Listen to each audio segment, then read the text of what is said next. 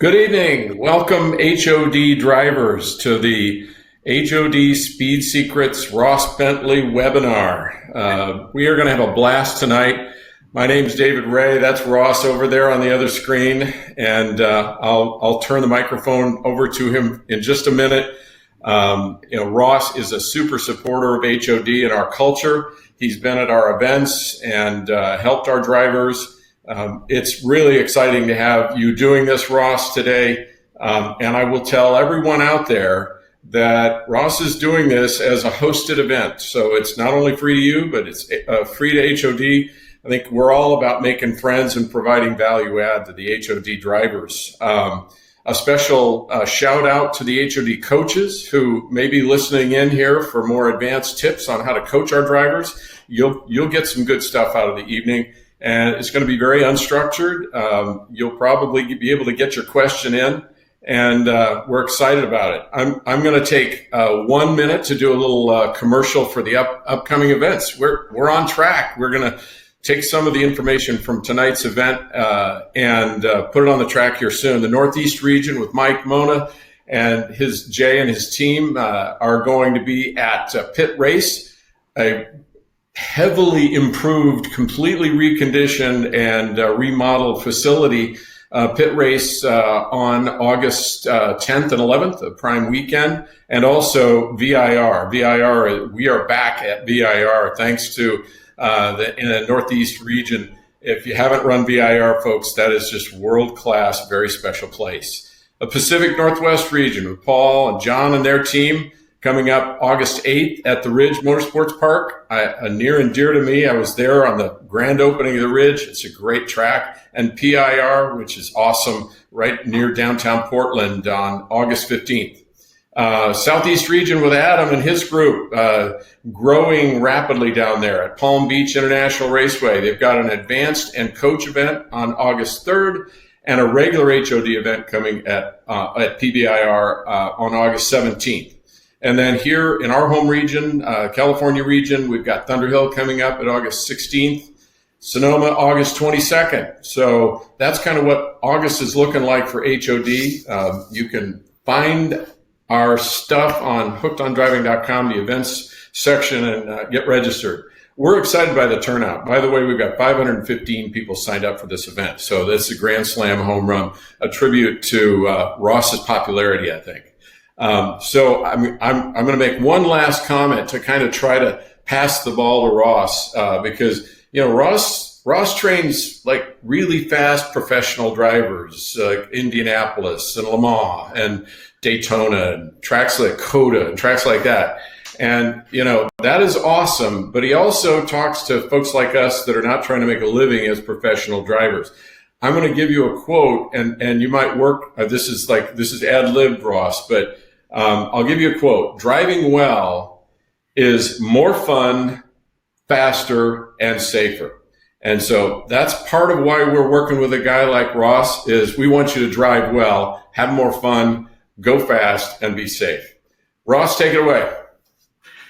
Thanks, David. And first off, I'm actually going to just jump right in here and say many of you have already started typing into that chat box over there. That's where you're going to ask your questions, and I'm going to plunk that in there right now and say, start asking your questions, because my lovely assistant, Robin, who is always on hand here for doing these things, will be monitoring and collecting all your questions, handing them to me, and then I'll just jump in and start answering them.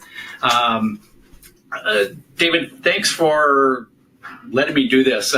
It was funny. I think it was a few weeks ago, I said, can we do this? Like, I was dying to come and talk to a bunch of drivers about driving. And I don't know of anybody that has the community and the culture that HOD has in terms of the idea of fun, fast learning. And I think the last part of that is the most important thing is every time I go to an HOD event, while everybody's there to have fun, everybody is there to learn. And, you go to some events and they're kind of, I know it all. Well, the fact that you're here tonight really shows that you've got an open mind to learning and getting better. And one of my favorite sayings is, there is always more. So that's my goal tonight, is just to answer questions. As David said, it's kind of a free-flowing kind of a deal. I'm just going to be we'll be monitoring your questions, and I'll jump in here and start answering questions. And I'm going to give you the screen. Okay. I'll stand by. There we go. So I got the full screen now. So I have my whiteboard. As I say, I've got my whiteboard. I'm not afraid to use it. So, some of these questions that I'll answer tonight, maybe I'll use my whiteboard. Maybe I'll just talk to you. One of the things that we'll say, David and I had a conversation earlier on this afternoon about how long we're going to go on, because this could go on for hours. We set a target of around 90 minutes. Some of you on the East Coast, that's going to be a little bit later. I'm going to try to get through some of these questions as quickly as possible, but if it's a question that we get in depth with, oh well, that'll be the fun part of the evening. A lot of times people will be on here and they're like, I want to ask my question. Don't worry, we will get to it. But also pay attention to the other questions, because I think a lot of times people go, I just came onto this thing. I didn't have any questions. I just sat back and watched and listened to the whole thing and learned a lot from it. So hang in there. If I don't get to your question by the very end, somehow we'll figure out how to answer your question. So what's some of the first questions we got there, Robin? This is how this is going to work. Eric asked a question. Question on heat cycling of tires. Ran into this and no grip. Okay, so I'm going to assume, Eric, that your question is the downside of heat cycling tires. Every tire, and by the way, I'm not an expert on tires, but I've been around a lot of tire experts, and have been able to ask questions about heat cycling myself, and have had my own experience with it. Every single tire that I know has a different relationship to the number of cycles, to the point where the tire goes off. Maybe just to jump back a little bit. A heat cycle is we heat the tires up as we go on track, and then we come off the track and they cool down. Every single time it does that, we're curing the rubber in that tire just a little bit, and at some point the rubber starts to harden a little bit more, and we start to lose some grip. Some tires, that happens after the very first time, and they kind of fall off, and then they stay pretty consistent after that for quite a long period of time. Other tires, they may go through like 3, 4, 5, 6 heat cycles before they start to fall off, but then they fall off very quickly. Every tire is different. So one of the things that I recommend drivers do is learn what it takes with your tires. And sometimes you'll find that by going and putting a heat cycle into a tire, a gentle heat cycle, meaning you go out on track and you build the temperature up slowly, gradually, not just go out there and slide the car around all over the place and really get a lot of heat into the tires too quickly.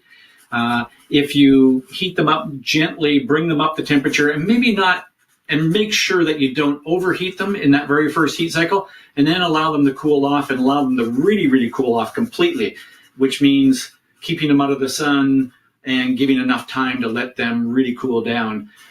If you do that, sometimes the life of the tire is much, much longer by doing that. Again, I wish I could say always do that, but there are exceptions to every rule.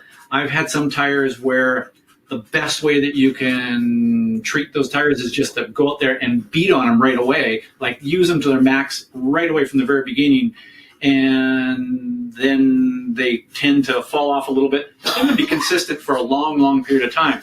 So again, every single tire is different. Eric, if that doesn't answer all your questions, you can re-ask some more with a little more detail.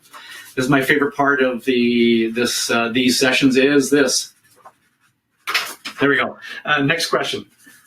Robin's madly writing down all your questions, so she's going to give her a few minutes to kind of get caught up. Egan asked, Ross, at this moment, if you were buying a new track car that doubled as a weekend canyon carver, what would it be and what transmission? Oh, you're kind of putting me on the spot here. So, there's a certain amount of that, which is just what our preference is. I know there's going to be somebody that goes, oh, I hate you because of this, but I have always been partial to BMWs. And the reason for that is you can put 3 other people in the car with you and go have a nice drive out to dinner in it. And then you can get to the track and you can drive the wheels off the thing. It used to be that I think that BMW had an edge there.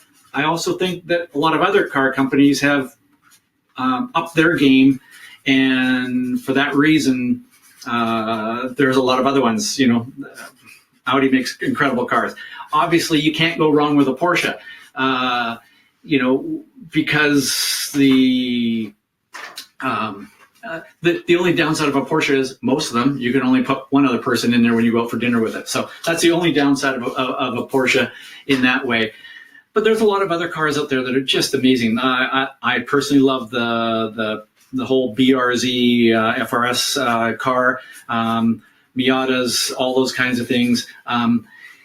You asked what I would buy. I would probably buy a new BMW M car, and I would probably buy it with a paddle shift. And the only reason for that is I have never owned a car with paddle shifts.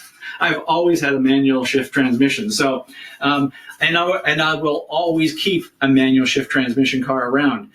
So that's it. For me, it would just be, I've never owned a paddle shift car.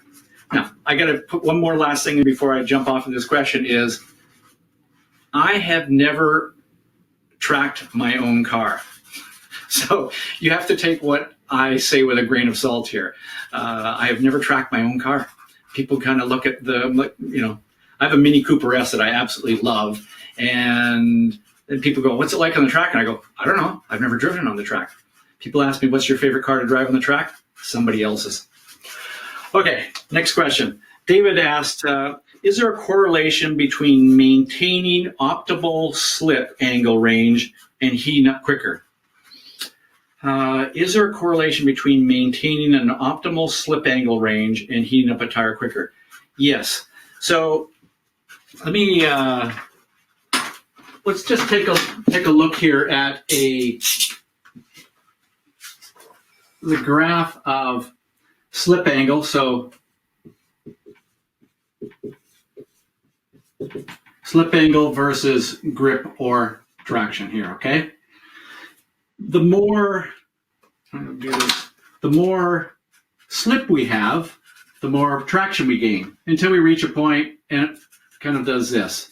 And that's what most tires look like. Now, you could get a tire that looks like this. You can get a tire that looks more like that. And as an example, so again, kind of explaining how this works is the more slip, the more grip, up to a certain point where we start to fall off. And when we start to fall off, we start to lose grip. We all know that from a gut instinct perspective, right? That, we gain grip as we're going through the corner, the tires start to squeal, they start to move around a little bit, but we're actually gaining grip. And then there's a point where we start to slide too much and the car starts to slide too much, and then we get into starting to lose grip. This tire might be something like a super low performance tire. The good news is it gives you lots of warning. It's probably going to start squealing and squawking and howling right about here and make all sorts of noise, but it doesn't fall off. Great for the average driver on the street. This purple line would be like a super high performance slick racing tire. High grip level, but it tends to fall off, not very progressive. So it starts to fall off. This is a pretty typical of a high performance street radial tire that we might use on the track, something like that blue line. So something like that.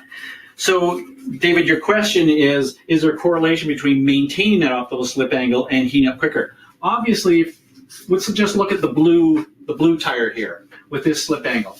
If we drive the car on this end over here, sort of in this range here, in there, we're sliding the tire a lot more than we are right here. And by doing that, we're going to build the heat in the tire faster. The other factor that we gotta consider here is each tire reaches its peak grip level with a certain temperature. If the temperature goes beyond that, and I could use a And if you look at this as grip versus temperature along here, it could look something like, it's going to look something like the temperature is going to go. It's also going to look something like that, where the peak of the temperature is going to be in around that point. Now, if we slide the tires a lot and we build the heat and we actually get the tire temperature up here, we're going to start to lose grip quicker. So, is there a correlation between maintaining optimal slip angle range and heating up a tire quicker? Yes. What does all this mean is if you slide the tire around more, if you slide the car around more, you build the heat up quicker, and we then get to this range, and we could be over in this range here, then we got to dial it back. And, because if we spend too much time over here, we're called formula drift. We're in drift mode, right? We all know that that's spectacular. It's fun, but it's not as fast. So we want to keep the tire in that ideal range up here. We could spend a lot of time tonight talking about how do we sense that. And maybe somebody will ask a question more about that as we go along. Okay, John asked the question, building on your corner entry and vision webinars, thanks for being on those, I guess. When you hit BOB, begin of braking, your vision is sweeping from turn in to end of braking, EOB, to apex and back to EOB. Since you drive where you're looking, how do you keep from crabbing in? Very great question. And let me kind of step back and introduce a couple of concepts here. I got to use my red marker that I knocked on the floor because that represents braking, right? So if we're coming down the straightaway, and hang on one second, make sure that that's. So as we're coming down the straightaway, and let's say we're in our HOD yellow car, we're coming down the straightaway, and we're at full throttle down here like this, and then we start to brake for the corner, and we brake, and let's just say we trail off the brakes in around there somewhere, and let's say that we actually kind of go, there's a fraction of a second, some amount of time when we've come off the brakes, and then we're back getting in, feeding the throttle. So there's either a slight gap between the point that your foot comes off the brake and you immediately go to the throttle, or come off the brakes and then you squeeze in because you're wanting the car to rotate here. Or maybe you go to a little bit of maintenance throttle. So let's just say it looks something like that. And then, we start to feed in the throttle again, and we start to feed in the throttle again, and it does something like this, okay? With that in mind, John, you mentioned begin of braking. So right here, that point right here is BOB, begin of braking, okay? That's where we begin braking. This point right here is our end of braking, EOB, okay? And one of the things that I highly stress and encourage drivers to focus on is more focusing on their end of braking point. A lot of drivers are coming down the straightaway and they're so focused on that begin of braking. And it's like the 3 marker, the 2 marker, the 5 marker, whatever it is, or that crack in the pavement, or a signpost on the fence or something. They get so focused on this that their eyes tend to drop down to here. And your eyes at this point in here should be down here. So the question that you bring up is really, really important. If we, we know that if I look there, my hands are gonna turn that way, right? So our hands follow our eyes. So as we're coming down in here, if I'm looking over here, it is very easy for a car to start to, as we call it, crab into the corner. So where the turn-in point, let's say the turn-in point is right here. So that's the turn-in point. The car is, rather than right against the edge of the car is over here. So it's kind of done this, what I call a crabbing in, where if I was just offset a little bit, it comes in and kind of just crabs over like that. So you come in, and now rather than being against the edge of the track, you're here. Why? Because you're looking here. So one of the critical things is being able to, as you approach this part of the track, is in your mind. I used to say it's almost like you've got one eye looking down here and the other eye looking over here, which would be a bit odd. I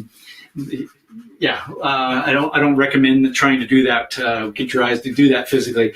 But mentally, that's what you're doing. Mentally, you're seeing this, but in your mind, you pictured this line of driving in like this and following into here. And the key to that is also to check. When you get to here, peripherally, you check to the side and you go, am I close to the edge of the track? If you're not, obviously you can't go back and fix that. That's one of the great challenges and great things about this sport is you can't go back and fix something until the next lap around. But the next lap around, you are going to pay more attention to that and keeping this into here. So as you approach this, while your focus is down towards your end of braking point, peripherally, you're picking up the turn-in point, and that keeps you aligned with the edge of the track. And peripherally, you keep you're aware of the edge of the track as you're coming down into here, and then you can focus on that end of braking point as your foot comes off the brake pedal.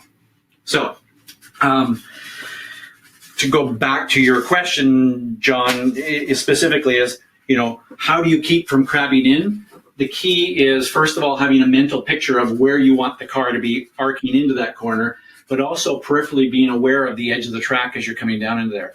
And I think it's, the fact that you asked the question means that you're aware of the possibility of it. And once you're aware of the possibility of it, then you're going to tend to be more disciplined with that turn-in point. So, great question. Can't quite read that name. Marin? Can't quite read it. Anyways, what's the first driving skill to focus on the track? Braking point, corner entry.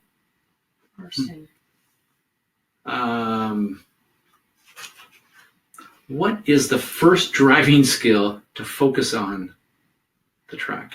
Braking point, corner entry. I'm trying to think about this because it's a tricky question because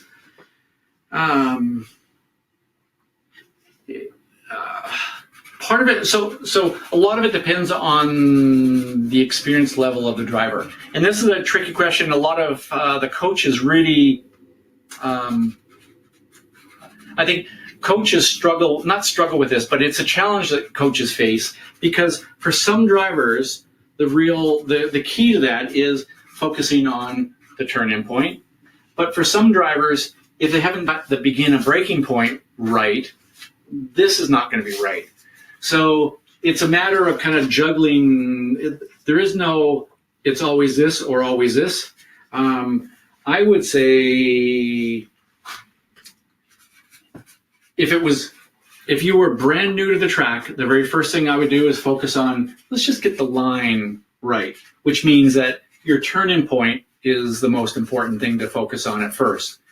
And once you've got the line, then we can start to work on this, where you're going to begin braking. And by the way, one of the things that I've found that works extremely well, even with novices, drivers who are their first time at the track, is getting them to actually think about where you're actually just going to release the brake pedal. Because a lot of drivers will come into the corner in the very beginning and they will do all their braking and they'll be finished here. And then they've almost got to accelerate to get to the corner. Or the opposite of that is they come flying to the corner so fast that they're finished their braking way over here. So if you kind of just get a driver, if you're relatively new, if you just focus and kind of go, I'm going to end my braking. And by end of braking point, I mean that point where my foot comes completely off the brake pedal. Think about it as the point where if I was standing behind your car, your brake lights would go out. So it's that point where your foot completely comes off the brake pedal. Not where it starts coming off, but where it completely comes off to the point where your brake lights will go out. That's the end of braking point. So if you're relatively new to the sport, and if you come in there and you just kind of start to become aware after you've got the line generally in place, if you just kind of go, I'm going to end my braking somewhere around here. rather than getting so caught up in the when am I going to begin braking. And if you start doing that, most drivers, I mean, it's no different than if you're driving up to a traffic light, you don't look to the side of the road to go, oh, I need to start braking now. No, you don't do that. What you do is you look up to the traffic, the intersection line, and you say, I need to be finished my braking by there. I need to end my braking there. So you look at that and you judge where you need to start braking. And any driver that spends any time driving on the road has got that experience to be able to do that. So I hope that answered your question. I can't say that there is one thing that you start with, but if I'm going to say, if you get just the general line around the track, that's I would say generally most times that's the first place to start. And that means focusing on kind of your corner entry, which means understanding where your turn-in point is. So hopefully that answers that question. Okay, Kirsten asked, as a person who has 10 plus track days, I'm starting to think I need to keep a log. Fantastic, yes. Can you give any advice on metrics I should be keeping track of, as well as skills or notes I should take? Kirsten, this is a really great question and great point. I'm a strong believer in, if drivers just simply wrote down some of the things they learned during the day at the track, they would progress much quicker. And one of the metrics that I ask drivers to focus or to make note of is simply this: on a scale of 1 to 10, how well did I drive today? Just that. If after the day of driving, and by the way, you could do this after each session, you could do it after the day, and you could do it after a weekend if it was a 2-day event.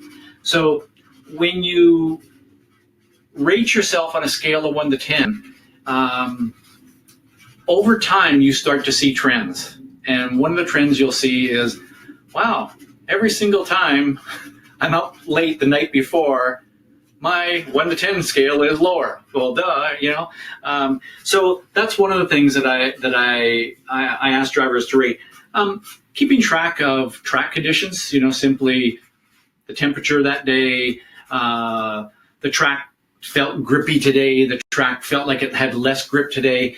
The more you start asking yourself those questions of just, how did the track feel today?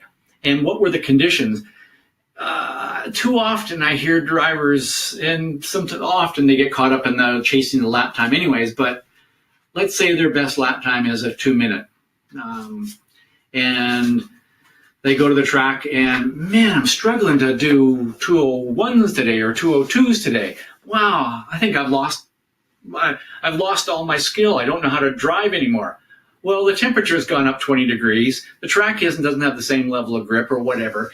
And it's too easy to kind of forget about that kind of stuff. And, on a day when first thing in the morning, the air is crisp and cool, your engine's got a lot more power than it does later in the afternoon. So just keeping track of some of those things. So track conditions, car conditions, you might want to take care or make note of tires, what tires you're running on, what tire pressures, how much tread is on the tires. So just some general stuff about that. If you make any changes to your car's setup, whether it's, simply tire pressures, for sure make note of those. But, if you have adjustable shock absorbers or, an anti-roll bar or something like that, make note of those things. But then, like I said, that's kind of all the hard metrics. I strongly believe in a scale of 1 to 10. How well did I drive today? How well did I perform today? And then you might even say, on a scale of 1 to 10, how smooth did I drive today? When you ask yourself on a scale of 1 to 10, how smooth did I drive that session? Guess what you're automatically, subconsciously going to do the next time you go on track? Our brains work like that. You become aware of that, and you go, yeah, that last session I was a 7. And the next time you're on track, subconsciously your brain's going to go, oh, we want an 8, we want a 9, we want to be smoother. So you start paying attention to those things. So those are really important things. And then, like I said, the last thing is, if you then start to take note of those things on a consistent basis, you start to look at trends and you go, hey, every single time I have a big greasy cheeseburger for lunch, I don't drive as well in the afternoon. And you know, guess what? You're going to start to crave for lunch? Not that greasy cheeseburger. You're going to crave something else afterwards. So, but most importantly, anything you write down. Track notes. That's the duh part, right? Take a track map and just make notes on it. And one of the things that I strongly believe in is making notes of references, you know, whether it could be a crack in the pavement that you use as a begin of braking point. You may have the begin of braking might be, let's say it's at a 4 marker, but over here, just a little, like 1 car length in ahead of that, there's a big patch in the pavement. Well, if for some reason there was if there was a car directly in front of you there, you know, you're coming in the corner and this car is right here and you're behind, you may not be able to see as you're coming down into here, you may not be able to see that marker. But if you look over to the side, you go, I brake as a secondary reference to that 4 marker. I brake about a car's length before that patch in the pavement. That's an extra reference point. And if you write them down, draw a little wiggle there, put patch on pavement there, or you know, you turn in the beginning of the curbing, the end of the curbing, you apex, you know, the 3rd red panel from the end or whatever. I'm in 2nd gear through this corner, you know, line the car up with that tree in the distance, whatever. All those kind of references on a track map are absolutely critical. The best drivers I know are fanatical about making track notes. You can ask, what's the best street legal track tire? What's the best tire that works for road and track? For Road and Track magazine, I don't know. What's the best street legal track tire? I can't tell you that question. So I don't think there is a best one, because I think it depends on your car, the conditions you're going to be driving in a lot. If you're going to be driving on more, you know, if you're in an area where it rains more often, some tires are better in the rain than others. So, you know, I am not an expert on street legal track tires. Generally, what I would do is I would ask around. You know, the HOD community is fantastic. Hey, David, who's your tire guy again? I can't remember his name off the top of my head. David, are you still there? Great.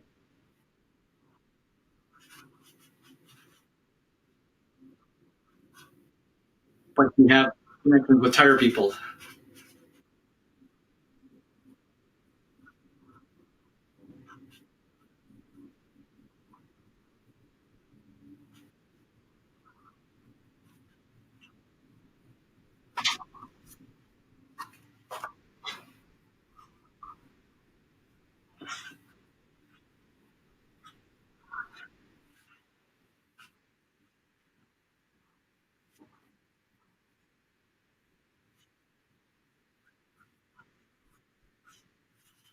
True.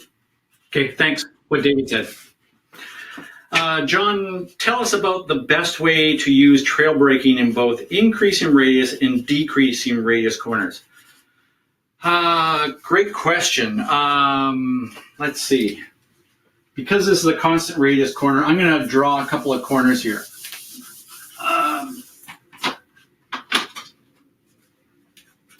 Okay, so let's say we're going this direction here.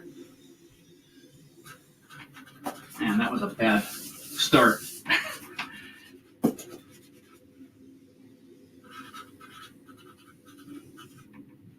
So we've got a corner that's like that, okay? Let me change this a bit. I'm going to exaggerate this a little bit, okay? So let's say we've got a corner that's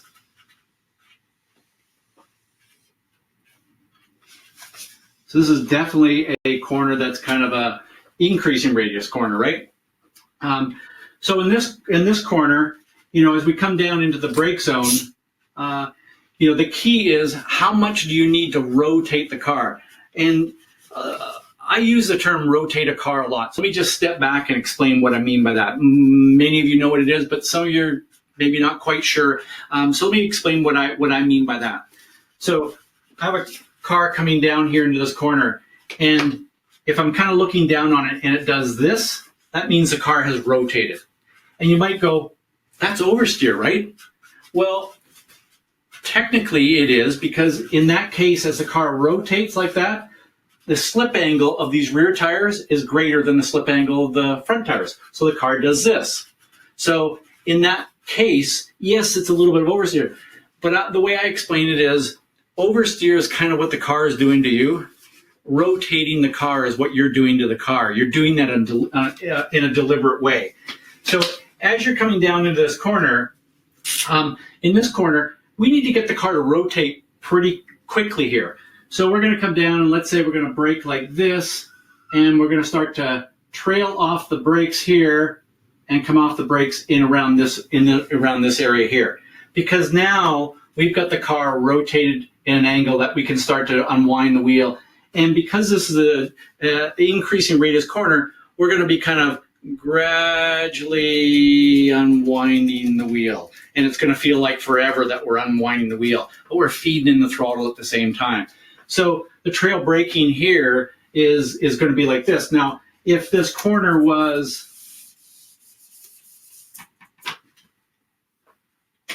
more like this,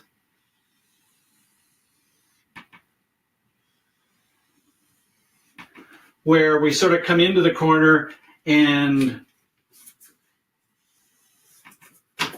what we might do is we might even, depending on the length of the corner and stuff like that, we might even kind of do something like this and then start trailing off here. So technically you could say you're actually starting to trail brake from there, and your end of braking point is going to be way, way over there.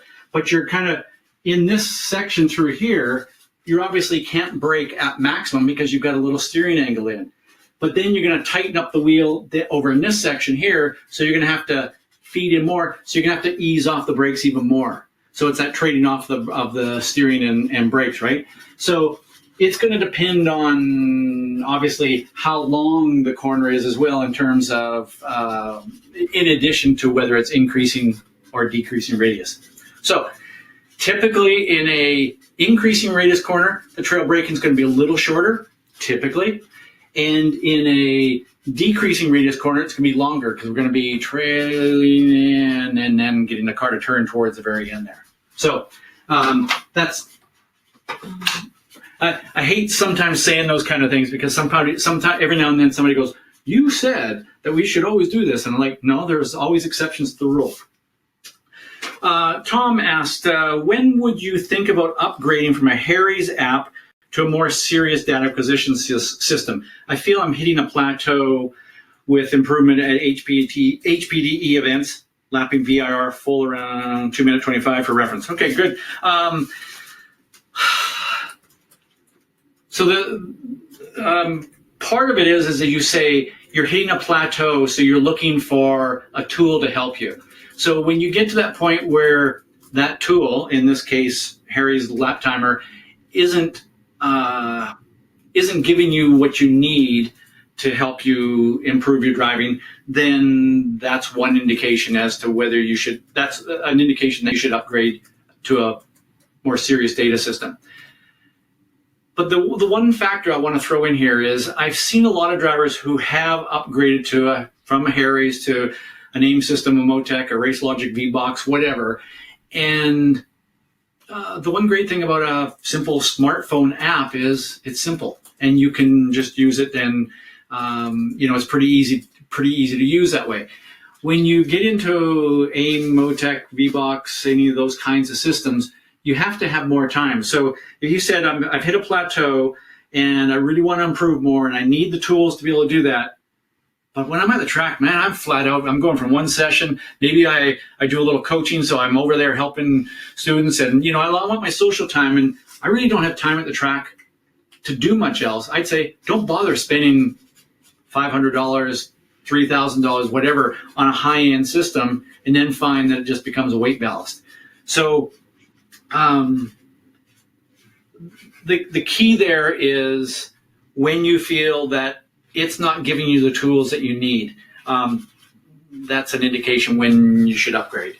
And, a data system used properly can help you an awful lot. Having said that, a coach is probably going to be less expensive. So think about that as well. Looks like Richard M. Bob asked maybe the same question. What are the top 3 things you recommend when starting on a new track? Top three things. So I'm assuming that this is, you're going to a new track for the first time. This is going to sound real basic, but the very first thing you do, and by the way, I have a free ebook on my website, How to Learn a Track Fast. You can go and download it for free. So it goes into more detail than just 3. But if I had to pick 3, the very first thing is, sounds simple, a printed track map. I'm shocked at how many people go to a track and you say to them, what are you doing in turn 6? And they're going, which one's turn 6? And the coach is trying to help the driver, but the coach is referring to a corner and the driver can't reference. Is 6 the right-hander or the left-hander? So the very first thing is with that track map is just know which way the corners go and what the numbers are. Again, I have free track maps. You can download them. They don't cost anything, okay? So there's lots of resources for this kind of stuff. So number 1 is I'd have a track map. And as I said earlier, after every session, I sit down and I make notes on that track map.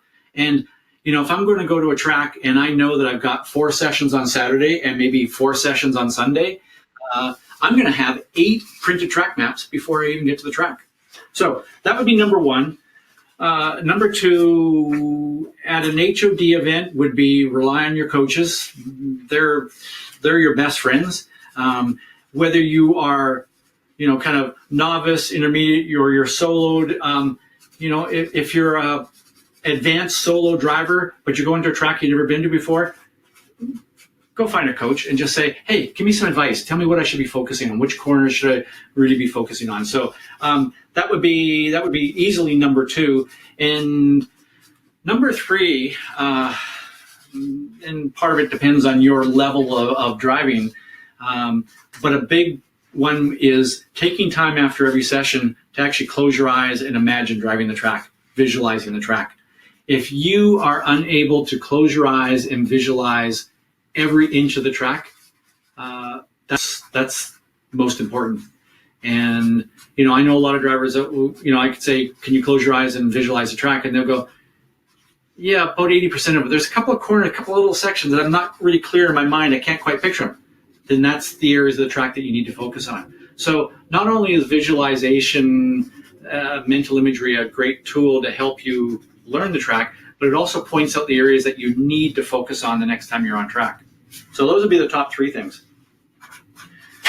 David asks, how do you reduce the effect of overheating the tires while maintaining a specific pace? Is there a way to keep tires from falling off while maintaining the same pace?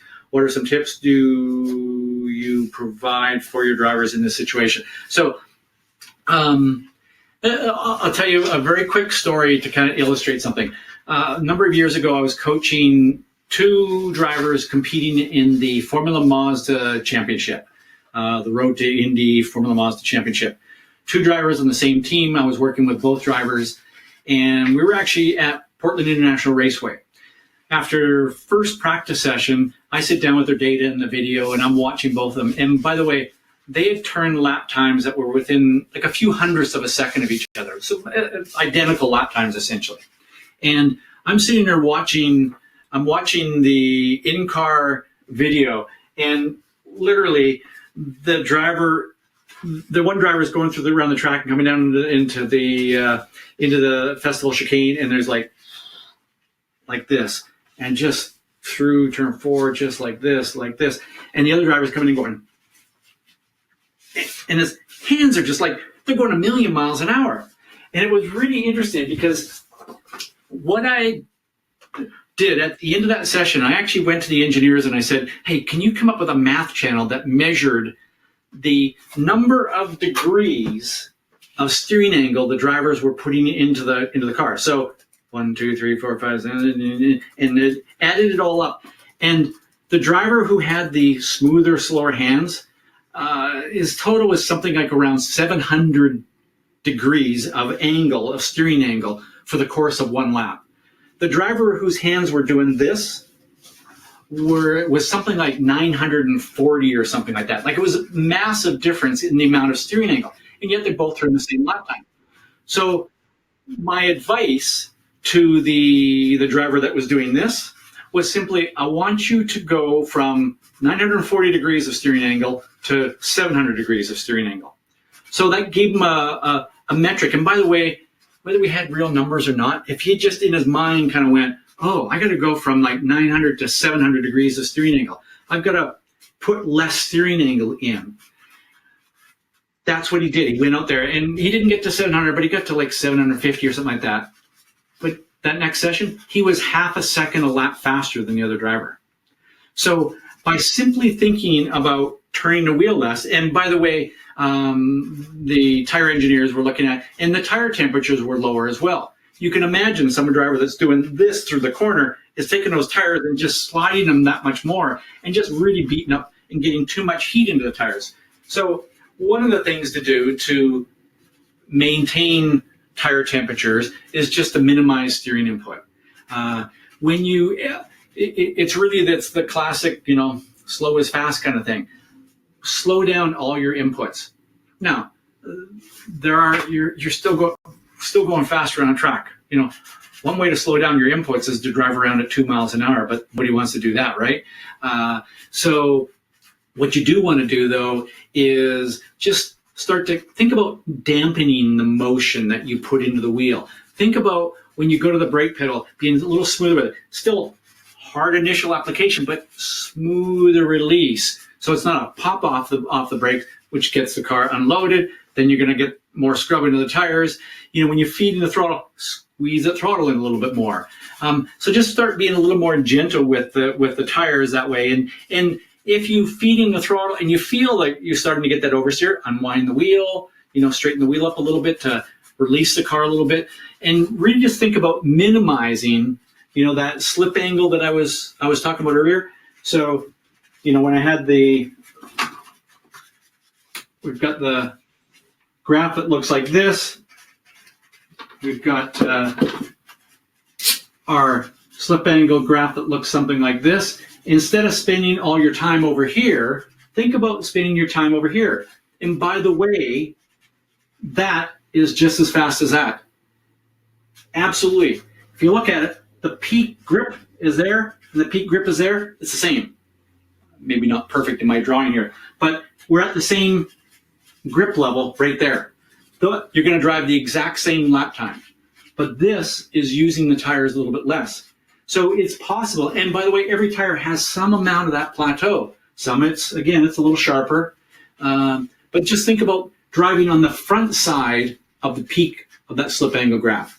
And if you just start thinking about that, you will be smoother with your inputs and you will use the tires less.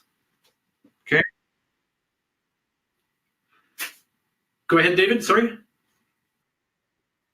Oh. Yeah. This has got margin for error. This does not have margin for error. You're starting to fall off the edge of the slip angle graph. So, yes.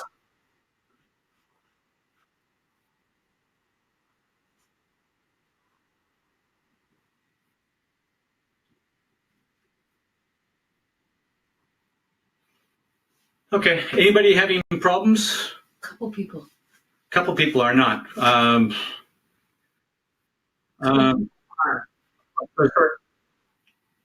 Okay.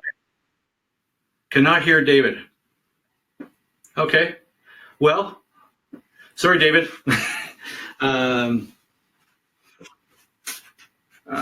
Actually, one of the things, David, when you talk, let's make sure that your camera is on so that the mic might work next time. So, okay. Richard asked, your book, page 23. Oh my God. I don't have a clue what's on page 23. Says RPM is maintained between the torque peak and horsepower peak. I always shift at the red line to stay within the H horsepower peak. Is there something wrong with this?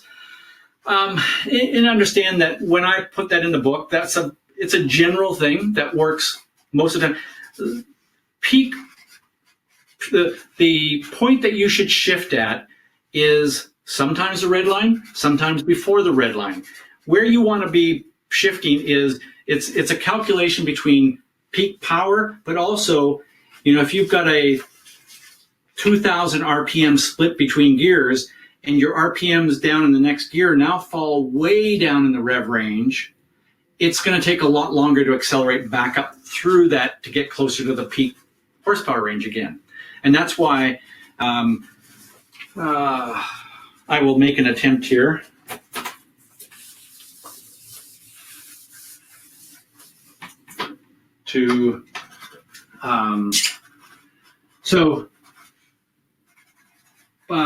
Horsepower peak might look something like this, but your torque peak might look something more like that. So the point is, and this is, by the way, this is RPM here, okay? And this is your power. Actually, let me do it. Horsepower and torque. Okay, so you might look at this and go, having to think about this as I'm drawing here.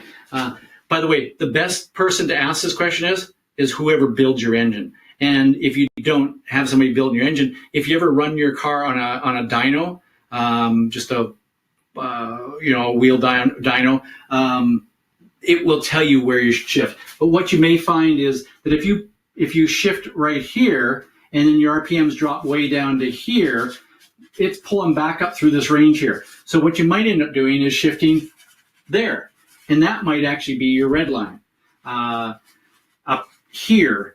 Now, sometimes by going there, you're just moving way past the torque range, and if you shifted, you would actually be in this range and working in this range more often.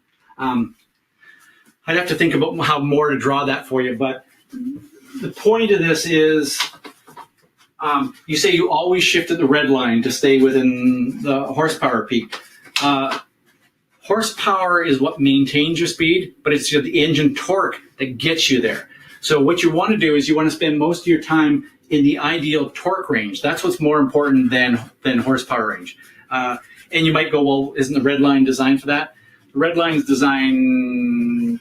Some of it is you're starting to lose power on the other side of that, but then you're starting to get into more wear and tear on the engine as well. The other thing that you can do, or what you should do though, if you go on the track and you really focus on what you feel, and by the way, if you have a data system, you can actually see this. You could shift at, let's say your red line is 6,000 RPM and you shift at 6,000. You go and do some laps and you see the acceleration rate shifting at 6,000. Then you go and shift at 5,800 RPM and you see the acceleration rate. And then you shift at 6,200 RPM and you see the acceleration rate. And if you have a data system, you can compare all those and go, hey, I'm faster in a straight line when I shift at 5,800 RPM. So you can experiment with that. You can just go by feel, what feels fastest. You could actually have somebody stand at the beginning of a straightaway with a stopwatch and go click, and then at the end of the straightaway go click, and what took the least amount of time when you were shifting at 5,800 RPM, at 6,000 RPM, at 6,200 RPM, and you find out what's the quickest way to accelerate. But the last point I'll make on this, Richard, is just shifting at the red line often is not the fastest way. It seems like it should be, but it's often not. Devin asked, turn 3 and turn 4 Laguna. My instructor has me point into the turn instead of a sweeping turn. Why this method other than shorten the distance of the turn? Has me point into the turn instead of a sweeping turn. I'm not sure I completely understand the question. What I do know is turn 3 and 4 at Laguna, it is very easy to turn in too late. And when you turn in too late, what you end up doing then is having to actually turn sharper, correct? If you think about that, if I come down into this corner and I want an apex, let's say I want my apex to be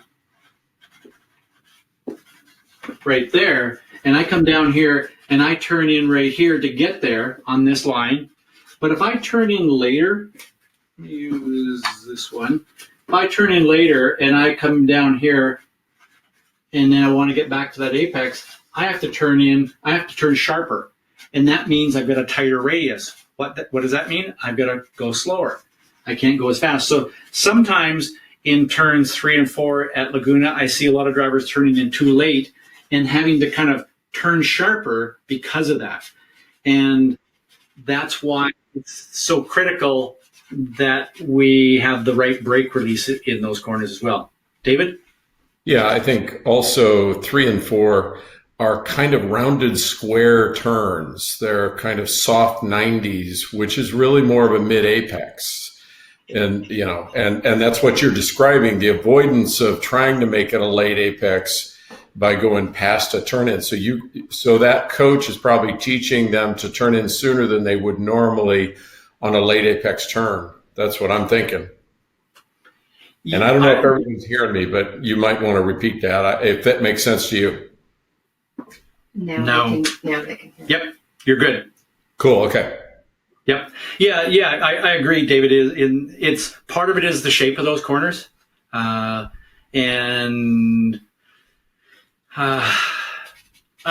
love the challenge of turn 3, especially. I mean, turn 4 is way cool at Laguna because it's a fast corner. Yes. Turn 3 is such a challenging corner because if you turn in just a tiny bit too late, you never quite get to the apex. Yeah. And if you turn in way too early, you hit the apex on the wrong angle. So turn 3 especially super rewards a nice brake release to help you get the car to change direction while not turning in super late to have a tight radius. Yep. Okay. Next question. Bruce asked, if you have ABS, should you be turning it on to enter corners or just get it close to activating for optimal speed? So big a factor in this is which car are you driving and what are your ultimate goals? If your ultimate goal is to turn the fastest lap to win the competition at an HPDE event, because David, you're giving away trophies and big prize money, I know, at these events. Wait a minute, no, you're not. Okay. If you were looking for the ultimate fast lap and you're driving a car that has a super high performance ABS system, I'm thinking Porsches. They have an incredible ABS system. You can use the ABS, and you can. I like to say tickle the ABS at times, just to make sure that I know that it's there. I want it to kind of tick a little bit, just a little bit, to know that I'm actually at that limit and using as much of the car as I can. If I'm at an event where there is no prize money, there are no trophies, and especially if I'm driving a car that the ABS system is not quite as effective, not as sensitive, not designed to be as high a performance ABS system, I'm never going to get into the ABS. Oh, well, I shouldn't say that. I might accidentally get into the ABS, but it's not something I'm trying to do deliberately. And so, as you say here, if you should you be turning it on, meaning deliberately get into the ABS and blah, blah, blah, blah, blah, blah, blah, blah, and come out of the brakes as you come into the corner. Again, in racing, I've done that in Porsches, but in most cases, I'd say no. The only other qualifier I'll put into that is I believe that as you move up with your experience level, and at some point in your experience level, you want to experience it once or twice, 3 times, to know where it is and to know what it feels like. Because what you don't want is to come into the corner and all of a sudden feel that pulsing pedal and react the wrong way. So be aware of what it does by testing it once or twice. But I wouldn't deliberately get into it. Aaron asked, how can you warm up a specific tire on the car to maintain optimal temps all around? I'm not sure if we answered that a little bit earlier or not, but how can you warm up a specific tire on the car to maintain optimal temps all around? So the big thing there is a lot of drivers that I coach, I work with, and again, as David mentioned earlier, I could be one weekend working with novices at an HPD event, and the next weekend I could be working with an IndyCar driver. So I'm all over the place. It's not like I specialize in one or the other. I learn just as much from every level. But one of the things that I recommend to drivers is when they go on track, often when we go on track, we're thinking, oh, I just got to go get my lap times and go get up to speed quickly. But if you deliberately focus on how do the tires feel? How is the grip level coming in? As I go on the track, and especially, first session in the morning, the tires are cold. Maybe the track's still cold a little bit or a lot.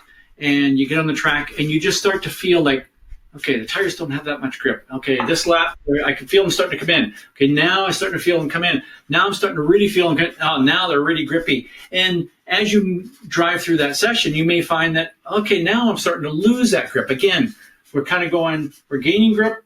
Now we're starting to lose grip.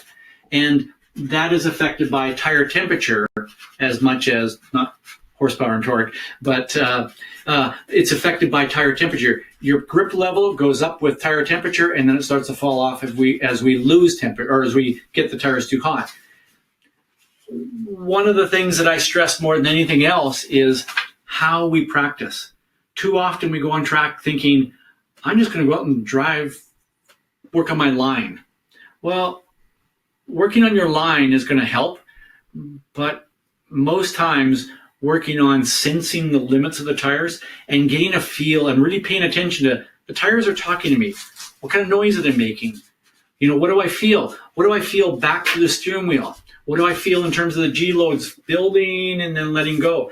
If I really deliberately focus on feeling that, guess what? I'm going to become more sensitive to it. And then I'm going to know that I can push it for first 4 laps or 10 laps or whatever it is, but then I know the tires are going to start to fall off if I push too hard. And then that goes back to that thing I talked about earlier in terms of trying to save the tires by minimizing the amount that you twist and turn the tires.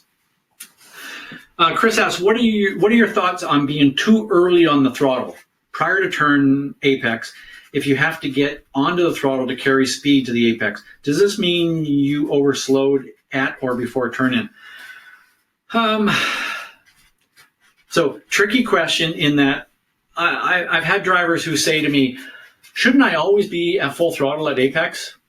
No, there is absolutely no way that I can generalize a statement like that. There are corners where you're going to be at full throttle before apex. There are going to be some corners you're going to be at full throttle after the apex. What you're talking about here is if you get to you're before the apex and you're already getting back to power, does that mean that you have overslowed for the corner? It might. And I know that's not a very helpful, definitive kind of answer, but it might mean that.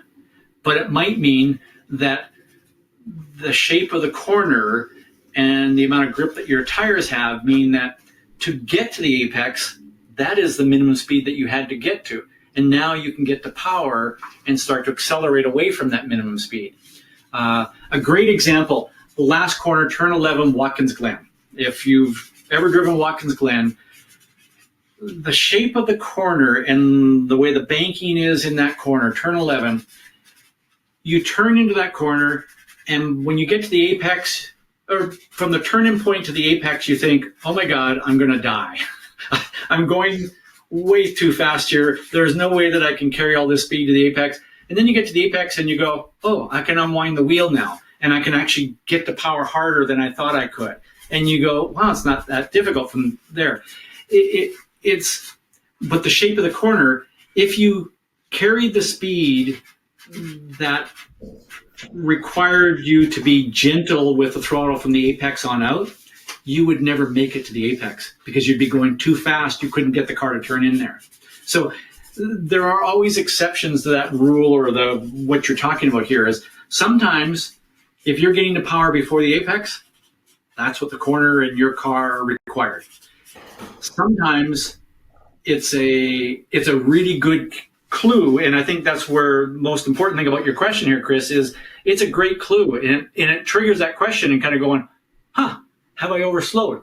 So maybe the next lap, what I'm going to do is I'm just going to release the brake pedal just a little sooner and try to roll a little bit more speed into the corner. Or I'm just going to brake a little bit lighter. I'm going to brake everything exactly the same, but it's going to brake a little bit lighter, carry a little more speed in the corner. And if I find that I wash wide and I cannot get the car to the apex, then maybe what you were doing before was right. But if you find that, wow, I carried another 1, 2, 3, 4 miles an hour into this corner, and I'm at the apex, and I got the power about the apex or as early as it was before, well, why not start accelerating from a higher speed? So the key there is to ask yourself that question. Nathan asks, how do you know when you are overworking tires versus getting all the performance out of them? I'm going to go back, Nathan, to what I was just talking about in terms of deliberately practicing, feeling what the grip level of the tires are.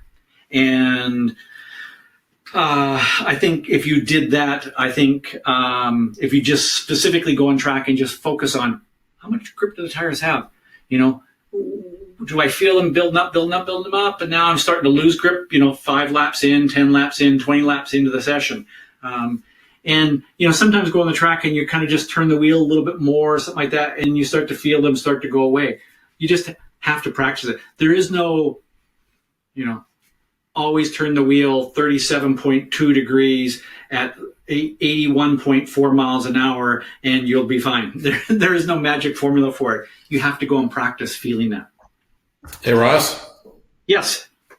So I'd put in a pitch for the more advanced drivers with that question that it may be time to get a pyrometer and learn how to use the pyrometer.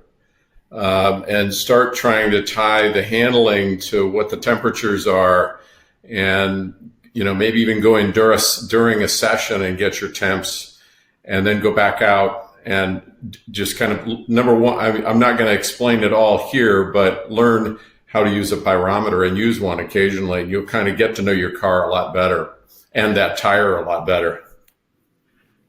Great point. The only qualifier I'd put on that is I've seen a lot of drivers who go out there, they drive around, they kind of do a half a cool off lap, come down into pit lane, drive back into the paddock, get out of the car, take their helmet off, grab a swig of water, and then take their pyrometer and measure their tire pressure or tire temperatures. They are useless at that point in time. Right. So you need to be able to be in a situation where you can drive the car hard to the pit entry, drive in pit lane, stop, have somebody measure your tire temps right then and there. Agreed. Yeah. Egan asks, cross-drilled, slotted, drilled and slotted, or solid brake rotors? Yes.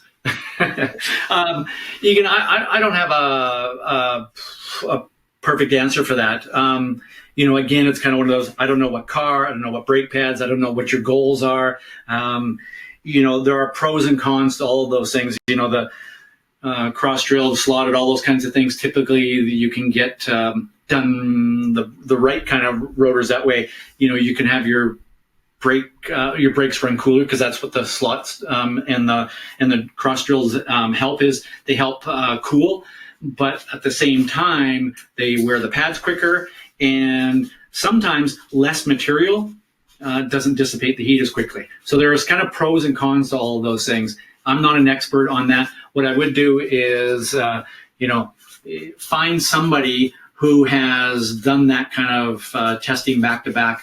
I would call my good buddy Derek at Performance Friction and ask him specifically. But his question would be, his response would be, I can't answer that until you tell me what car, what tires, what temperatures are you currently running, what pads are you running, and ultimately it comes down to what's your goal? Is it to have the brakes last longer? A lot of times the slotted drills doesn't help that. Sometimes it does because they run a little cooler, but not always. So sorry, I wish I could give you a little bit better answer there. And what I will say is, I'm kind of looking at the time, and we'll probably, with the number of questions I have here, we're probably not going to have time for a lot more. Okay, so but guess what, guys? I still have a lot to go here. So Nathan, you've said a number of times in your articles, drive your car, not the track. What are some specific techniques you can do to get a feel for a car and get the most out of it? So first of all, let me talk about what I'm talking about. When I say drive the car, not the track. What I mean by that is, I see a lot of drivers, get overly focused on the line. And again, there's a time and a place for it. I'm not saying the line is unimportant, because it's critically important.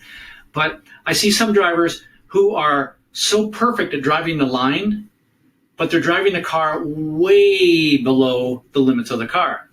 And again, if as your experience level goes up and you're getting faster and you're pushing a little more and you're trying to get closer to what the limits of the car are, focus on what is the car telling you about the limits of the car. Because ultimately, the car will tell you where the ideal line is. And I know drivers who have kind of go, I drive this perfect line, I've got this perfect line. And then they drive faster and they find out, well, that perfect line is no longer the perfect line anymore.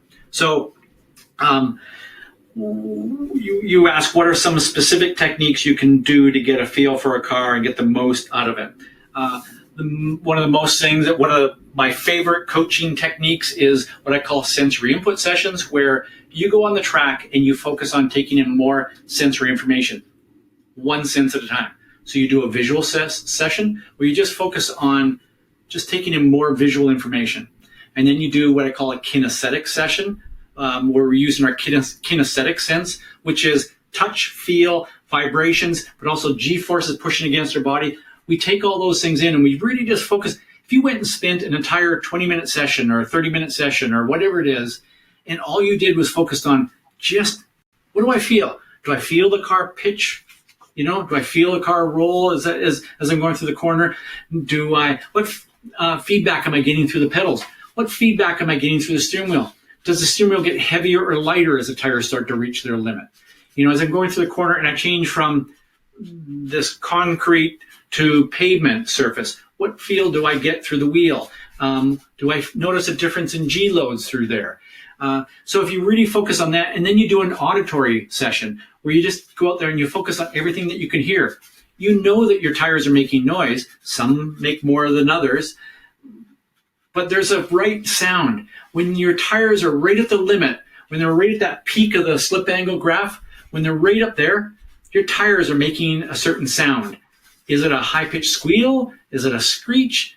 Is it a growl? Is it a howl? Is it something in between? And every tire is different. And by the way, even from if you start with a full tread depth in your tires, and then as you wear them, as you go through back on the track more and more, and you wear them, that sound is going to be a little different. So in terms of a specific technique to get a better feel for the car, doing sensory input sessions like that, where you break the act of driving down into just taking in more quality visual, kinesthetic, and auditory sensory information. Your brain says, when we really focus on the sound, the tires make that sound. Just, that right sound.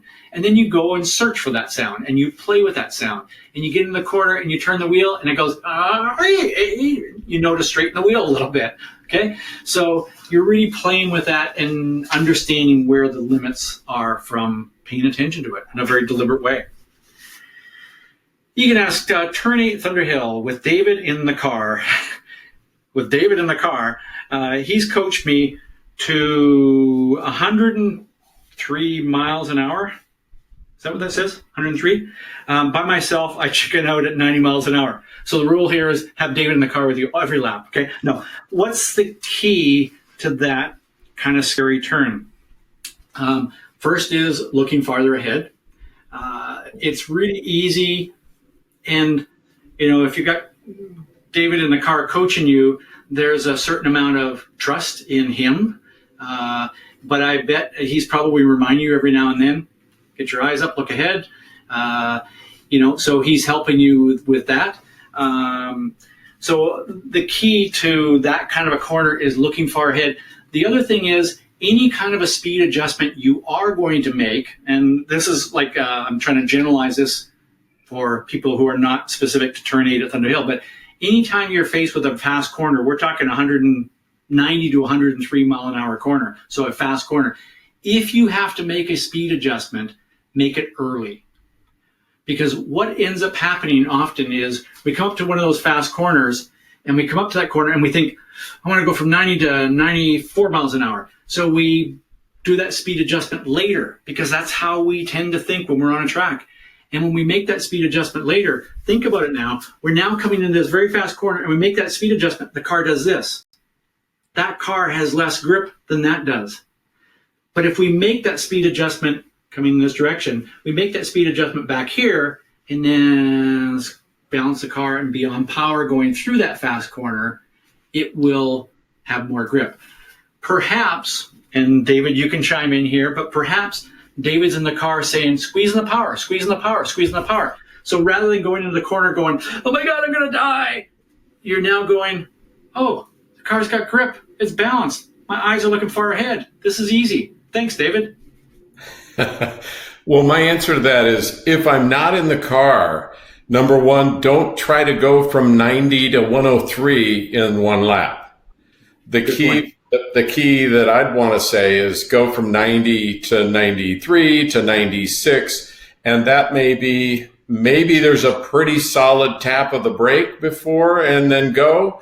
And maybe you only go half of that tap of the brake, or maybe there's a big lift and you go to a lesser lift and on the entry, the turn, before you turn in.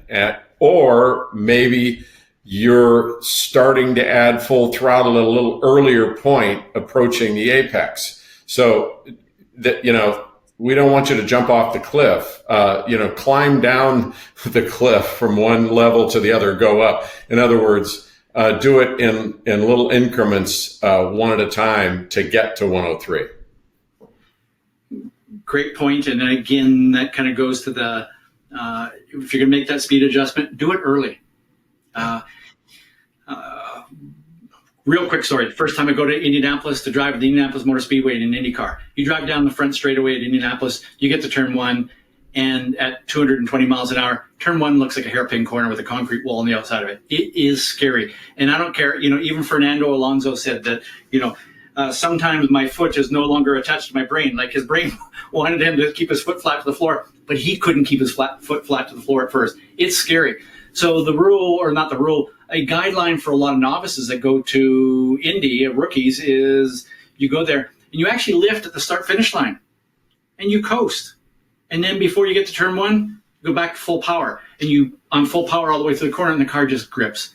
And then you come down there and you do a little bit less of a lift, and a little bit less of a lift, and a little bit less, and a little bit less. And eventually, you're no longer lifting, and you're just flat to the floor all the way through that corner. So it's the same kind of thing. What you want to do in a fast corner, like a 90, 100 mile an hour corner, is you want to be on power as you go through that corner. The last thing you want is to have the car stood up on its nose coming in there.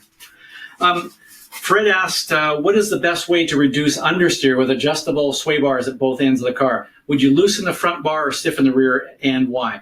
So first, a general rule is fix the end of the car, work on the end of the car that has the problem. So if you have understeer, if you can, adjust the front anti-sway, anti-roll bar, okay? Some cars, you can't do that. You can only adjust the rear, in which case, then you go to the rear. So what you would do is you would soften the front anti-roll bar to reduce understeer, to give the front end more grip. You would soften the front anti-roll bar. Or, and again, if you couldn't do that, you would go to the rear anti-roll bar and you would stiffen that. The reason is we tend to think that the stiffer the car, the more grip it's got. But actually, the stiffer the car, the more weight transfer it actually causes. It actually wants to lift that inside tire. And the more that we do, the less overall grip we have got. So when you soften the anti-roll bar on the front, we allow the front to actually kind of roll a little bit more, which keeps that inside tire planted and helping grip there. So by going with the softer anti-roll bar on the front, we actually increase front grip by doing that. So that's why, and obviously if you're dealing with oversteer, it's just the opposite. You would soften the rear bar or stiffen the front. But if you can, work on the end of the car that has the problem. And then if you can't do that because you don't have adjustment there, then you go to the other end. Margaret asked, what is the best way to progress to dancing with the car? Practice. Practice. But you know where the best place to practice is? In the rain. Go drive in the rain. There is nothing better than sliding a car. And by the way, if you have the experience of spending any time on a skid pad, the exercises that that happen, like the skid pad exercises at HOD. I don't care how experienced you are, they are valuable. So spending time to do that so that you get a feel for that. Doing the sensory input sessions that I talked about earlier, Margaret, will also help because you're fine-tuning your ability to feel what the limits of the car are. So, and then the last part of that is, I don't know if you noticed, but I started smiling when you just said dancing with the car, because if you're on track and you're tensed up and going, oh, I'm getting close to the limit, you're not having fun. But if you're driving around with a smile on your face and you're breathing and you're just dancing with the car and you're loose, you're going to be better at, you're going to be safer, and you're going to be quicker as well. You're going to feel the limits of the car better. Mark asked, what is car rotation? Which I touched on earlier. Simplistically, does that mean some amount of oversteer backhand swing? Yes. Simplistically, it's more slip angle in the rear tires. So I turn the wheel. I want to go to here. The car actually turns just a little bit more. Again, if I was looking down on the top, the car has rotated. That's what the car rotating. So coming into this corner, I come into this corner and the car does this. That's extreme rotation. What Formula Drift drivers do, what World of Outlaw sprint cars do, that's extreme rotation. In what we do on tracks, the difference between the slip angle at the front versus the rear, it might be like 1% different. So it's just a tiny little bit. It's just enough to kind of help get the car to point or turn through the corner. Paul asks, where are your eyes looking when you hit the turn in perfectly? I'm trying to look at the apex and see some dust kick up out of my peripheral vision. So first of all, I love the fact that you're being aware of your peripheral vision and, kicking up dust, which means that you're right there, you're turning in, and maybe the tires are just blowing a little bit of dust from the edge of the road there. Great. So where are your eyes? Again, as a very, very general rule, you want your eyes glancing ahead, probably 2 reference points ahead. So if I'm at the turn-in point, I want to be glancing to the exit point, which means past the apex. So now, in some corners, you could have a wall here, all sorts of things, and you physically cannot see it. So mentally, you need to see that. But I think if you have this idea that you want to be glancing ahead to 2 reference points ahead at all times, that's a great way to start. But the glance is not, I'm here, and now I'm focused over here. You're actually probably focused in here. But you're kind of going, glance, bring it back to focus here. And then we move a little bit. And now it's glance and bring it back to focus here. And then we move a little farther forward here. And now it's glance and bring it back to focus here. So we kind of keep our eyes scanning and moving back and forth. I did a whole webinar on vision. We could spend 2.5 hours on vision alone. Myra asked, turn 2 Sonoma. David showed me how to turn off my stability control completely. I'd been riding all day, but soon as I turned off stability control, I did a 540. How do I learn to drive without stability control? David, do you want to address that one? Well, that sounds like a failed coaching story, and I don't actually remember that. I hope someone's really telling the truth. Anyway. And maybe it was another David. That's it. David Q instead of David R. It is, once you start reducing the nannies, you do have to back the pace down. You have to kind of relearn your line, relearn and add pace, and be sure that you're hitting your marks consistently, you're smooth, and you're not attacking the track. And you had been attacking the track and getting away with a TCS traction control system saving you. So we're going to back it down and get it back down to 8/10 and then 8.5 and 9/10 and work your way up. I guess that would be the best advice, and just focus on smoothness. And I agree, David. I think the big mistake that a lot of drivers make is you get to a certain speed and you kind of become accustomed to that. And then you turn the system off and you try to drive that same way, and then you find yourself spinning. Well, no, Yeah. you got to back down and work your way back up to it again. So great point.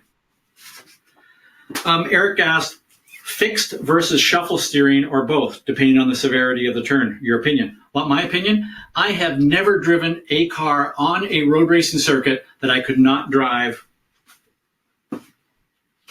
like this. Now, let me expand on that a little bit. There are some cars, and by the way, I played in a lot of interesting cars on tracks, like Lincoln Town cars, and you would think, man, you got to be doing this as you're going through there. No, that's for washing windows. So in some cars, you may have to go like this, and as your lower hand gets down here, you might like this, and then it brings back, and you pick that wheel up like that, and then you go through, and your bottom hand slides, but your hands never leave 9 and 3, other than that bottom hand sliding every now and then if you got to go that far. I have never driven. I've driven thousands and thousands and thousands of cars on tracks of every shape, of tight tracks, big, long, you name it. And I've never had to take my hands off of that. The second you start shuffling the wheel, we're straight ahead. Oh, wait a minute. Oh, now I got it. That took too long. So if you drive like this, and every now and then if you got to go further, just slide that bottom hand a little bit. That's all it takes. Okay? You wanted my opinion. By the way, it works.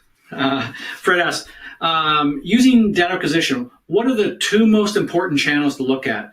Lat G versus distance, for example. So number 1 is speed, and speed versus distance. That's your speed trace, and you can tell an awful lot. About your driving simply by looking at the speed trace. I can't go into great detail here. I've done full webinars on it, and there are like a gazillion YouTube channels. James Colburn has an incredible number of YouTube videos, specifically working with AIM system, but all the general guidelines work there.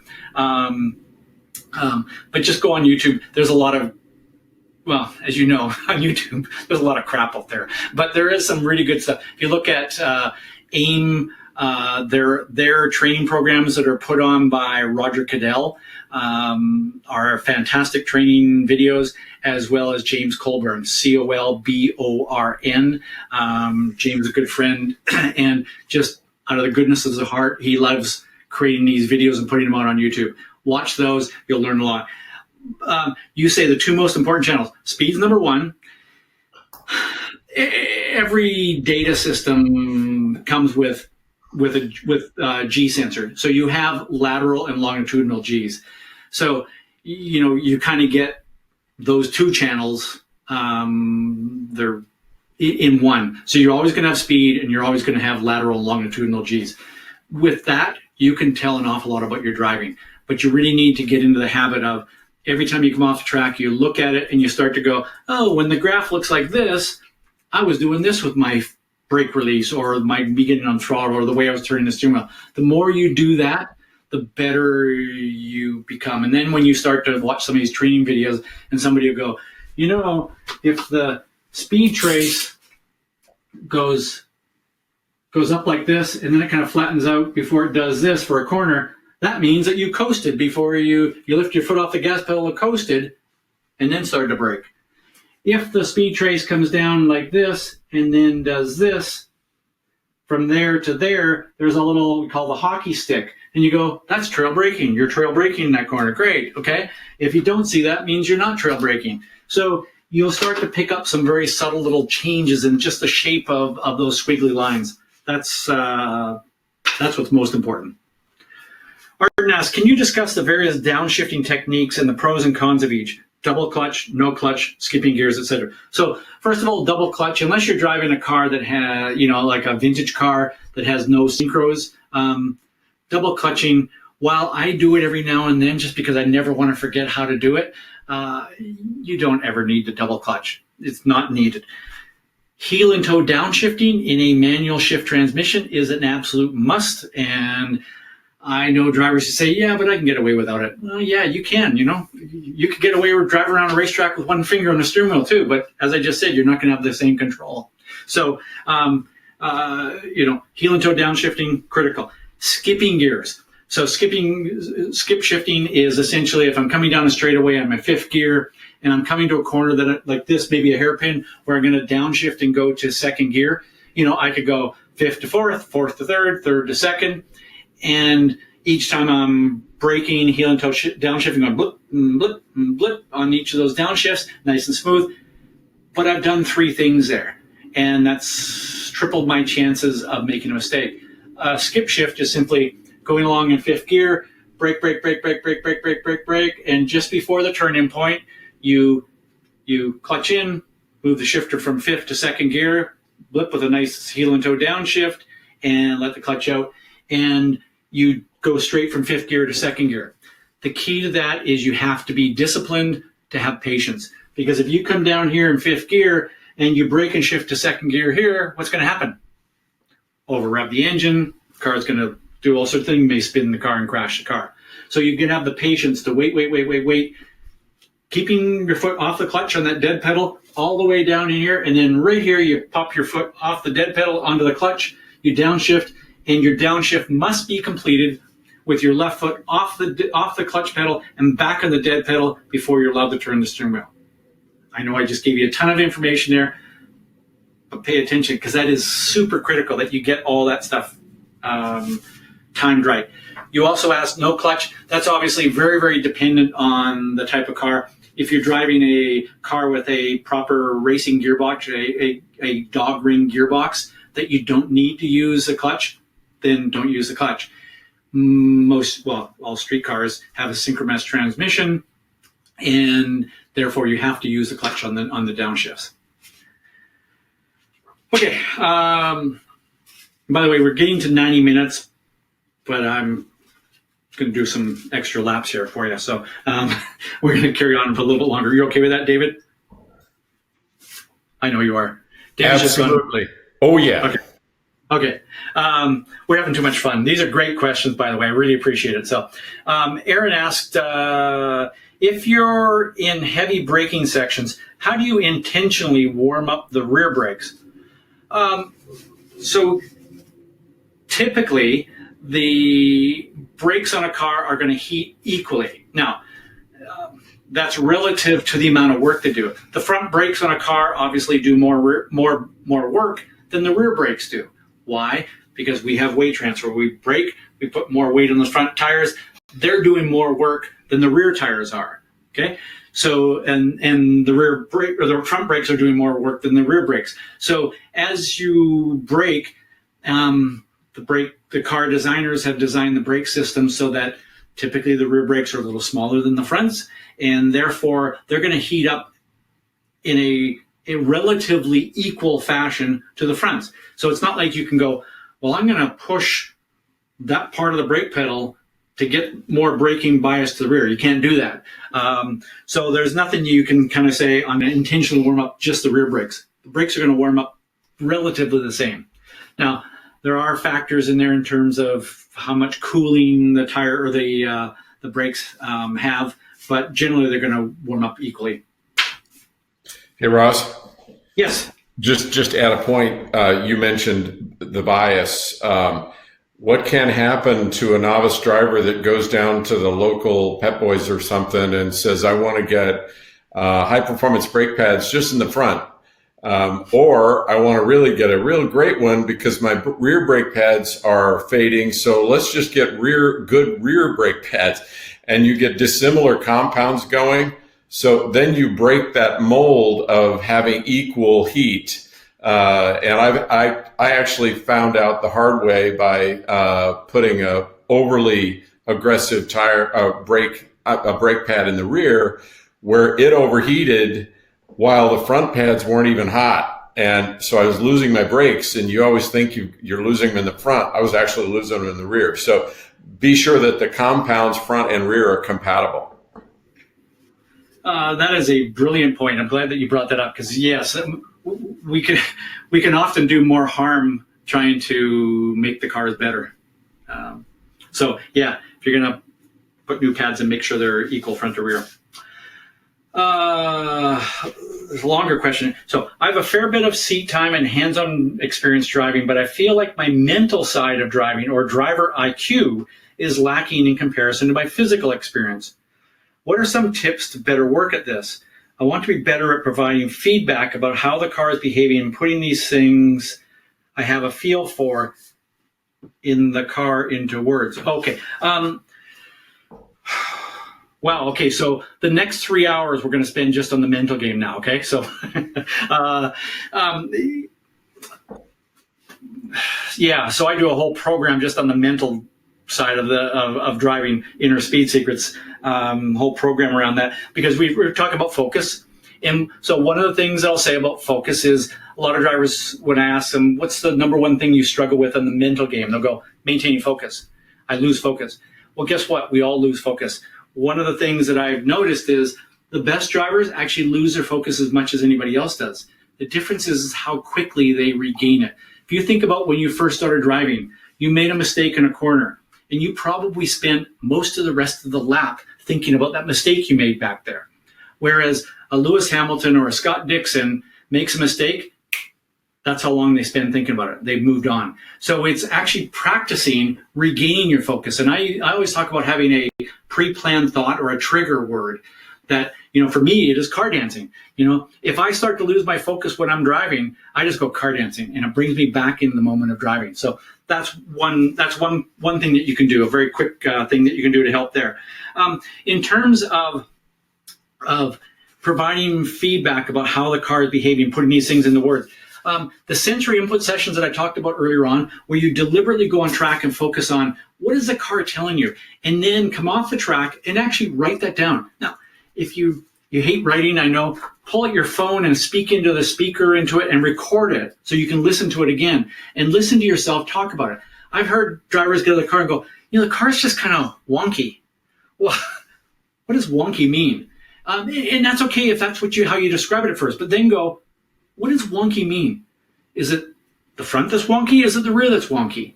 Is it all four? Is it as I'm braking? Is it as I'm turning into the corner? Is it in the middle of the corner? Is it as I'm exiting out of the corner? So just start asking yourself questions. So I'm just trying to think. I used to give away, and on my website, I'm thinking if it's still there, I gave away if you really think about it, send me an email. I'll send you a little debrief process. There's a system that I use in terms of, like, there's 6 questions. You go boom, boom, boom, boom, boom. And if you ask yourself those 6 questions every single time you get out of the car, eventually you get to the point where you're driving a car thinking, I know the third question is going to be, what am I doing as the car starts to understeer? You start to file that away in your database. You get out of the car, and now you can put into words what it is you're feeling. So if you're thinking about it, just zap me an email, info@speedsecrets.com, and I'll send you that little debrief form.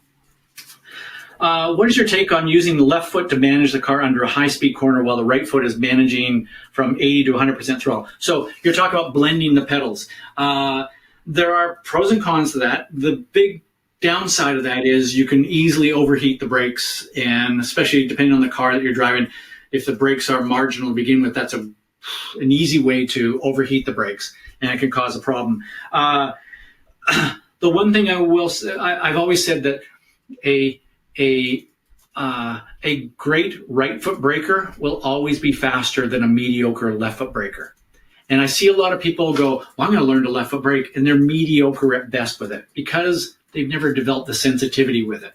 So if you're not sensitive with your left foot brake or left foot braking, and you get really unsmooth braking, it's actually worse than if you kind of just breathe the throttle, or maybe even breathe the throttle, brush the brakes, and go back to power. You might even be better doing that. But there is a time and a place where the best way to get through some corners is simply just to kind of breathe the throttle with a little brush of the brake. And if you're smooth and you got that sensitivity with the brake, then you can do that. And every now and then, that is a great way of doing it. But again, you have to have the sensitivity with that left foot to get away with doing that. Top tips for front wheel drive, Judd. Top tips for front wheel drive. So the first thing is just the whole understanding that the front tires are doing the turning and accelerating.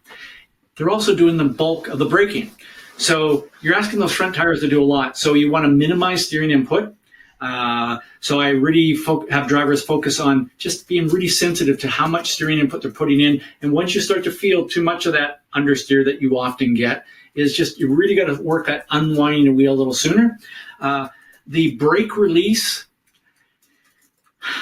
I'm going to say the brake release in some ways is more important with a front-wheel drive car than it is with a rear-wheel drive car. Now, having said that, it's just as important in a rear-wheel drive car. The difference is you can get away with being less than ideal in a rear-wheel drive car. In a front-wheel drive car, it's all about how you release the brakes to trade off braking for cornering to keep the tires on their limit and get the car to help rotate as well. So the brake release, focusing on your brake release and focusing on not asking too much the front tires with the steering wheel. Those are the key things I'd say there with front wheel drive. But remember, it doesn't matter whether it's front wheel drive, rear wheel drive, all wheel drive. Physics is physics. And by the way, I have on the same day, I have driven a rear wheel drive, rear engine Porsche, a rear wheel drive front engine Mustang, a Honda Civic front wheel drive front engine, and there was one other front wheel drive car in that mix, and an all wheel drive. It was like a all wheel drive 3 Series BMW. And what was interesting was there was probably more difference between the Porsche and the Mustang than there was between the Mustang and the front wheel drive car in how I drove it. So don't automatically go, oh, I'm driving a front wheel drive car, so it is completely different. No, you're just managing weight and your skills and physics. Dan asks, Ross, continue to help us with slip angle and how getting on the throttle and tracking out helps. Most of us turn in too early and track out too late. Actually, often when we turn in early, rather than turning in here, we turn in early. Often when somebody turns in early and they do this, they actually track out early and they do this, right? That's the classic turn in early, run out of road at the exit kind of thing. So what you're asking here, how to get on the throttle and tracking out helps. So as we're coming through the corner, the key to this is understanding that we can only get 100% out of the tires. So as we come through the corner and I turn the steering wheel, I can, as I'm coming in here, that's why I trail brake, right? I ease off the brakes. So there's a point there where I'm coming off and I'm maybe still at 90% braking on, but I've only got 10% turning in. And then maybe it's 75-25, then a 50-50, and then 25-75. And eventually I'm off the brakes at the end of braking point. And now I'm doing the bulk of the cornering through this section here. I'm using up all the tire's traction to 100% of the tire's traction for cornering. But then there's a point here where I can actually start to unwind the wheel. And the second I can start to unwind the wheel, I can start to feed in the throttle. So there's a moment there where I might be at 90% cornering, 10% throttle, and then feeding it in, eventually I'm unwinding the wheel. So when you say, how getting on the throttle and tracking out helps, that's really what we're doing is we're trading off the steering and the cornering for throttle. Obviously the line is important, but also how you manage that use of the tire's grip level is critical.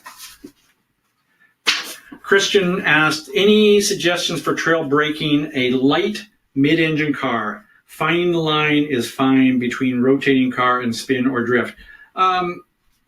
So yes, some cars, because of the nature of in mid-engine, even more so would be a rear engine like a Porsche 911, where if you come into the corner and you are trail braking way into the corner and we come down here and we've got the car way up on its nose like this, if you could see that, the car is way up on its nose like this and come in and the rear end starts to come around.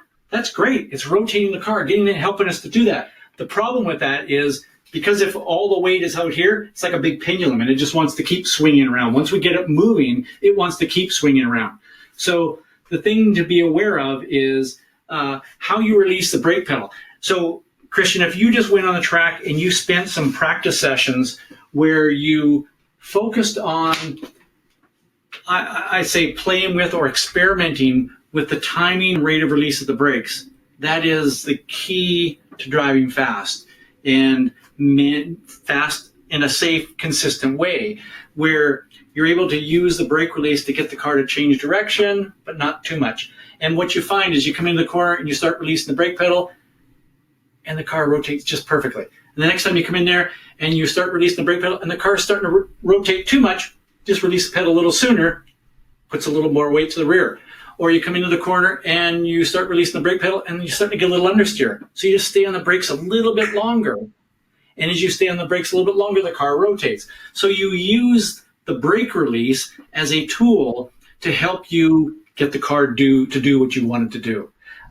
When you do that, I'll guarantee you'll get out of the car with the biggest grin you've ever had in your life. Okay. I think that's it.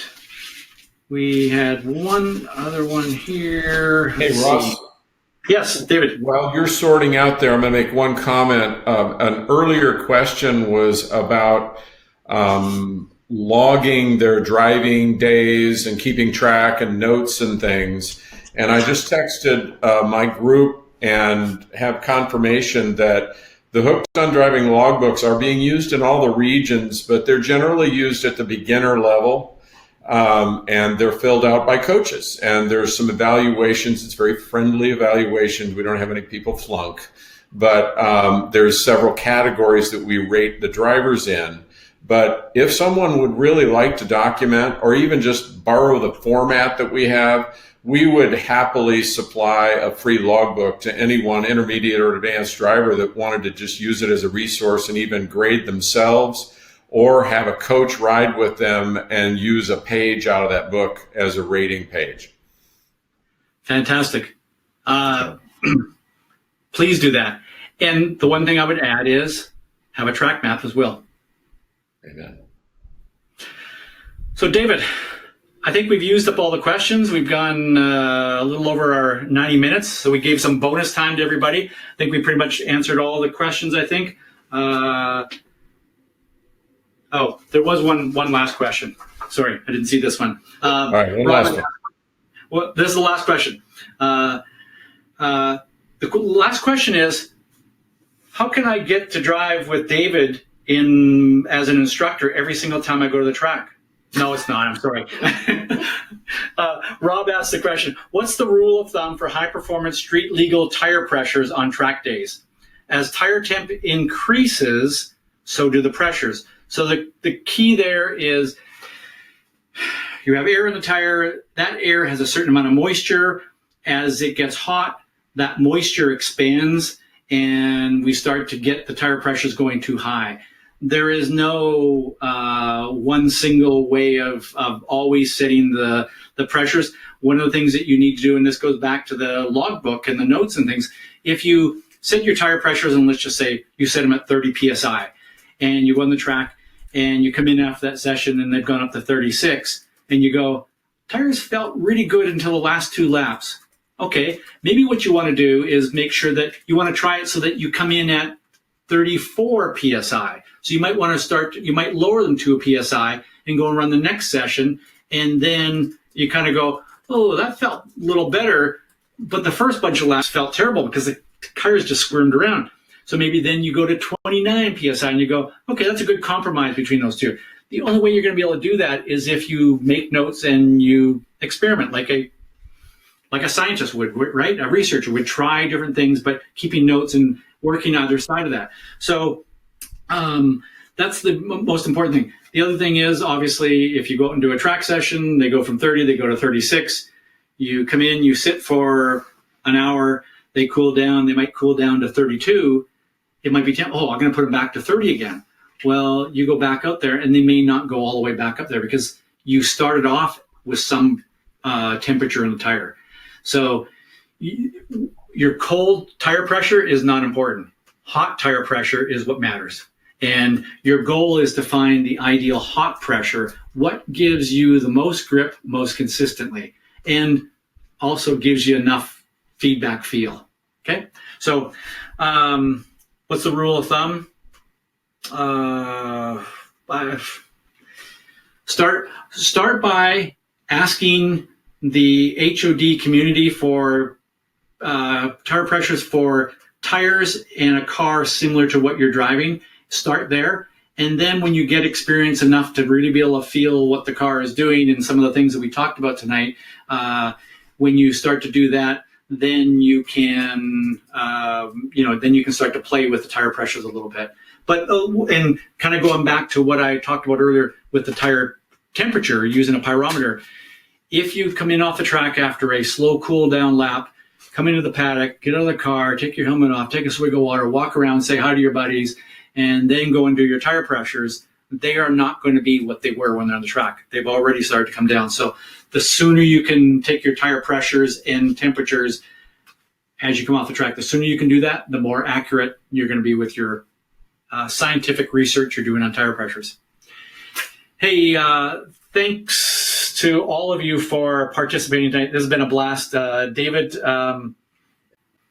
David, can I just say thank you so much for letting me do this, because as you can tell, I have a little bit of fun doing this. I love talking about driving, and to me, there's nothing better than the community and culture that you've built with HOD and of have fun, learn, hang out with cool people. Hope to see you at the track. As I always say at the end of all my things, keep learning and having fun. Thanks.